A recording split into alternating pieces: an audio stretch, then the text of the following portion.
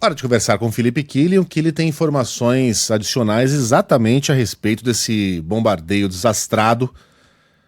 Vamos dar de barato aqui, que foi realmente um erro, né?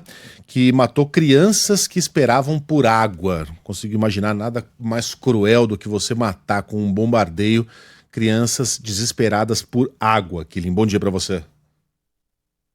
Bom dia, Megali, Roberta, Sheila e a todos que nos acompanham. Inclusive, algumas imagens, né, que têm repercutido bastante desse bombardeio são bem fortes, porque você vê corpos de crianças no chão e ao lado baldes e água, e jarras, né, de gente que queria apenas água.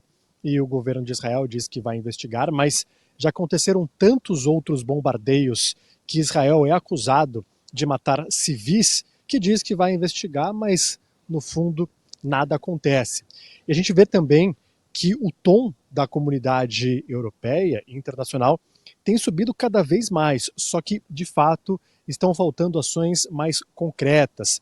Então, por aqui, eu vejo que no Reino Unido há um esforço para pressionar empresas que vendem armas ao governo israelense. Por aqui não é o governo britânico que vende, né? O governo britânico oferece uma licença para algumas empresas venderem. Essas empresas, claro, pensam no lucro e acabam vendendo, mas mesmo assim é uma porcentagem muito pequena, né? Então, se o Reino Unido parar de vender arma, ou se a Europa inteira parar de vender arma, mas os Estados Unidos continuarem enviando, não vai fazer nenhum tipo de diferença.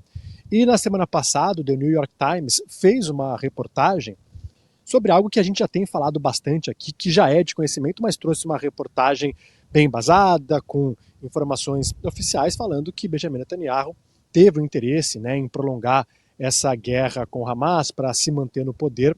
E tem uma outra questão que também tem gerado muita repercussão, que é essa tal cidade humanitária que Israel fala, mas que muitos órgãos humanitários classificam como campo de concentração. O governo de Israel diz que quer construir sobre as ruínas de Rafah, que é uma cidade que fica no sul da faixa de Gaza, uma cidade humanitária para abrigar palestinos que de lá só podem sair para outros países.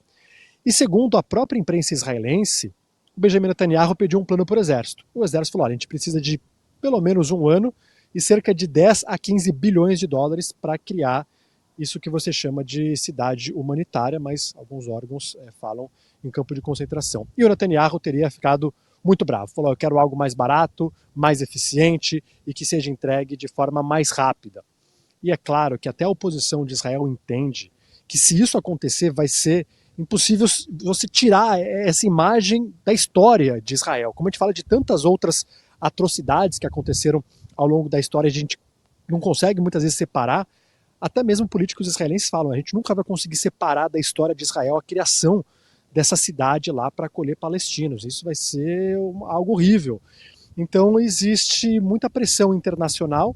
A gente tem falado, né, sobre as negociações de um possível cessar-fogo. Na semana passada tinha uma atração política, porque Netanyahu estava nos Estados Unidos, as conversas acontecendo em Doha, no Catar, mas infelizmente não veio nenhum anúncio, as coisas estão esfriando, e a principal bola dividida é que Israel não quer tirar todas as tropas da faixa de Gaza, falando que isso abriria brecha para o Hamas se reagrupar, se rearmar e atacar o país, mas a gente sabe também dos interesses políticos de Benjamin Netanyahu prolongando esse massacre na faixa de Gaza.